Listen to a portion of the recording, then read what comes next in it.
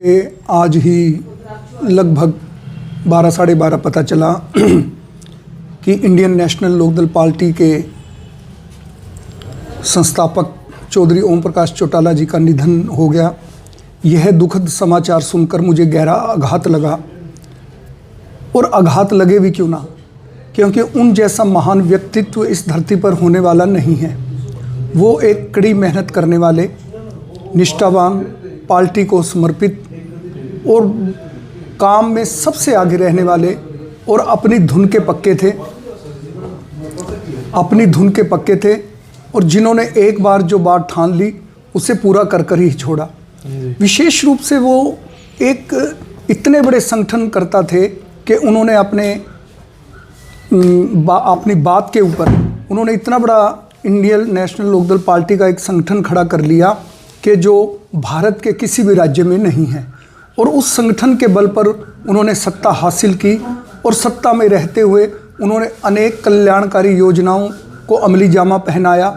चाहे गांवों में सड़क की बात हो, चाहे फिरनी को पक्का करने की बात हो, चाहे जोड़ों और तालाब को पक्का करने की बात हो, चाहे शमशान भूमि की 4 दीवारियों को बनाने की बात हो, चाहे किसी प्रकार की, उन्होंने सरकार आपके द्वार एक ऐसा कार्यक्रम चलाया कि वो उन्होंने लगभग हरियाणा के 8000 गांवों में गांव के अंतिम छोर तक पहुंचकर जनता की आवाज़ को उनके द्वार पर जाकर सुना, और वहीं पर सभी आईएएस लॉबी को बुलाकर, कर्मचारी और अधिकारियों को बुलाकर उनकी समस्याओं को हल करवाया।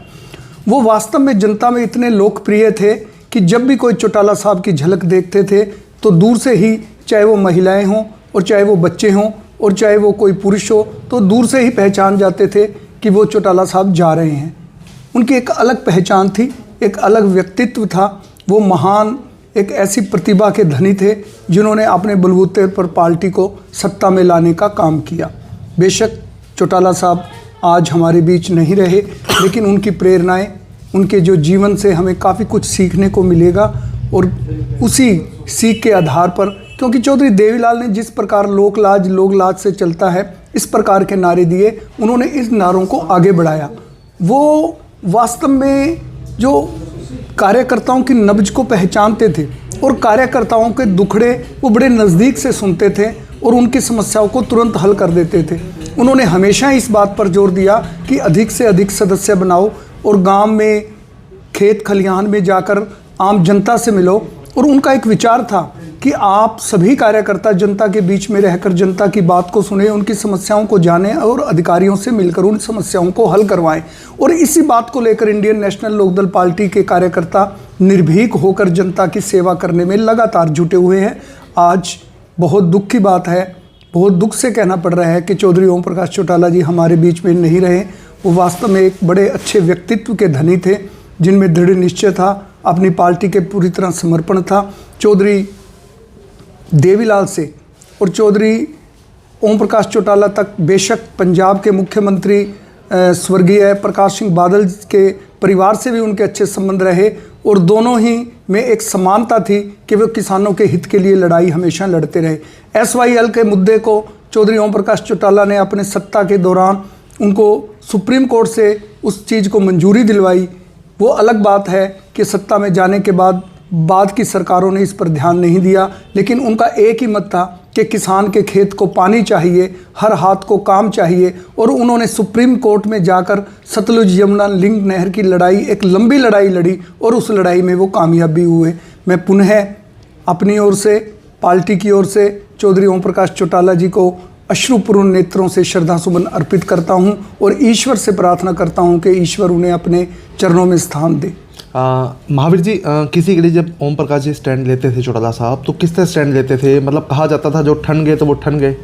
बिल्कुल ये बात सही है। उन्होंने अगर किसी कार्यकर्ता का पक्ष लिया और वो सोच कर ही लेते थे, तो उस बात को उन्होंने पूरा करने में कभी हिचकिचाहट महसूस नहीं की और ना ही कभी वो पीछे हटे। एक बात अगर उन्होंने कह दी तो कह दी। मैं एक नाम नहीं लूँगा, मुझे एक मित्र हैं वो उनको कंज्यूमर कोर्ट का जज बनाया, तो वो मिलने के लिए गए। उससे पहले एक और वकील साहब गए, तो उन्होंने कहा कि योग्यता के आधार पर जो है वो इसकी नियुक्ति की जाएगी, और ये बात मैंने किसी को पहले हाँ भर दी है। जिसको पहले हाँ भर दी किसी भी काम के लिए, वो काम उन्होंने करके दिखाया पूरा, और उस आदमी का भी काम किया। यही उनकी एक नीति थी, यही सिद्धांत था। नाम बड़ा चलता था, फ़ोन पे जब कहते थे मैं ओम प्रकाश बात कर रहा हूँ तो लोग समझ जाते थे चौटाला साहब हैं। बिल्कुल, और वो ना सुनना पसंद नहीं करते थे। उनका एक ही मकसद था कि कोई भी, अगर कोई आम आदमी भी या कार्यकर्ता भी किसी अधिकारी के पास जाए और वो काम ना करे उनके कहने से, तो ये उनको बर्दाश्त नहीं थी। कि क्योंकि उनका एक मत था कि हम जनता के चुने हुए प्रतिनिधि हैं, और जनता के चुने हुए प्रतिनिधियों को अधिकार है कि वो अपनी जनता का काम करें और अधिकारियों से कहकर उस काम को करवाएं।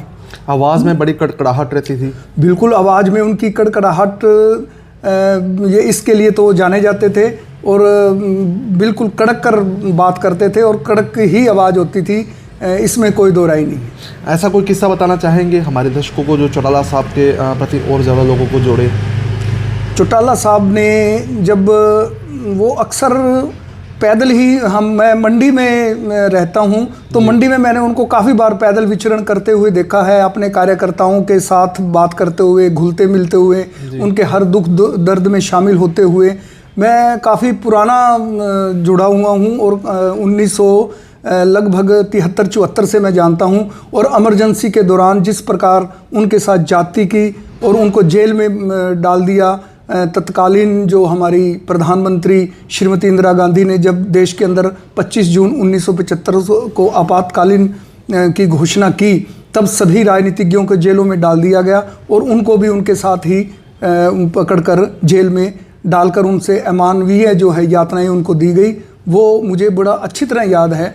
तब मैं 7वीं-8वीं क्लास में पढ़ा करता था, और मुझे, क्योंकि मेरे एक मित्र हैं प्रदीप मेहता जी, मैंने उनके घर ही इन सब परिवार को देखा है, चौधरी देवीलाल जी से लेकर दिग्विजय चौटाला, दुष्यंत चौटाला, करण और अर्जुन को।